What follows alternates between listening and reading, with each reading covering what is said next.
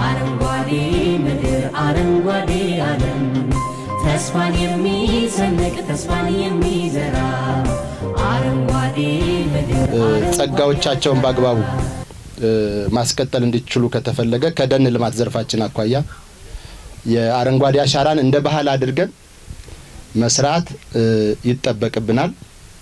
ከዚህ የምናገኘው በረከትና ጸጋ ደግሞ ቀላል የሚባል አይደለም ማለት ነው። መሬት እርቃኑን ከሆነ ራቁቱን ከሆነ ከመሬት ልናገኝ የምንችለውን የትኛውንም አይነት ጸጋ ማግኘት አንችልም። በተለይም በሰብል ልማት ዘርፋችን የተሻለ ውጤት እናምጣ ካልን ያለንበት አካባቢም ደግሞ በራሱ አንድ ተግዳሮት ስለሆነም ጭምር ያለው ብቸኛ አማራጭ ደኖችን በአግባቡ መትከል፣ መንከባከብ፣ ማሳደግ ከጎርፍ እና ከተለያዩ ተግዳሮቶች ወይም ችግሮች ደግሞ ልንከላከል የምንችልበትን ስራ አበክረን መስራት መቻል አለብን። እንግዲህ የአገው ሕዝብ በባህሉ ከተፈጥሮ ጋርም ጭምር ተስማምቶ የሚኖር ሕዝብ ነው። በደን ልማት ዘርፍ ክሮ ሊወሰድበት የሚችል ልምድ ሊወሰድበት የሚችል በብሔረሰብ አስተዳደራችን አብዛኛው መሬት አይታችሁ ከሆነ በደን ልማት የተሸፈነ ነው።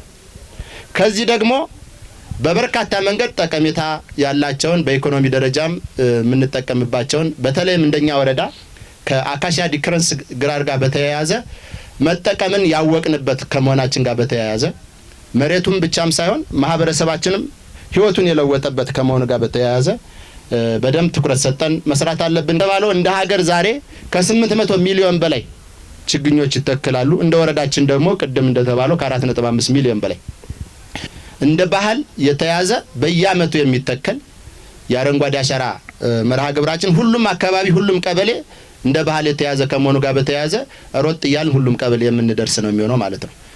በሌላ በኩል ደግሞ ይሄ አካባቢ የምንተክልበት አካባቢ ከታሪክ ጋርም ብናስተሳስረው ጀግኖች አባቶቻችን ቅድመ አያቶቻችን አያቶቻችን ዋጋ የከፈሉበት የተፋለሙበት ከጣሊያን ጋር አንገት ለአንገት የተናነቁበት አካባቢ ነው። ይሄ አካባቢ ታሪክ እንደሚያሳየው ማለት ነው።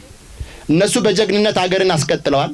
እነሱ ጠላት መጥቶ በሚወረን ሰዓት ጠላትን አንገት ለአንገት ተናንቀው እንደመለሱት ሁሉ እኛ ደግሞ ዛሬ በልማት እና አጠቃላይ ጠንካራ ትጉ ሰራተኛ በመሆን ሰላምን በማጽናት ድህነትን በመዋጋትም ጭምር የነሱን ክብር የነሱን ታሪክ የምናስቀጥልበትና ይሄ የምንተክላቸው በየአመቱ የምንተክላቸው ችግኞችም ጭምር የነሱ ማስታወሻ ሆነው የሚቀጥሉና ይሄ ቦታ ለወደፊትም እውነት ለመናገር አካባቢያችን ከተፈጥሮ ጋርም ጭምር በብዙ የተዛመደ ከመሆኑ ጋር በተያያዘ የቱሪዝም መዳረሻ የሚሆን አካባቢ ከመሆኑ ጋር በተያያዘ ብዙ የሚከተቡ ታሪኮችም ያሉበት ስለሆነ መንከባከብ፣ አካባቢውን መጠበቅ ዝሪ ተራራ ቀጣይ ብዙ ተስፋ ያለው አካባቢ ነው።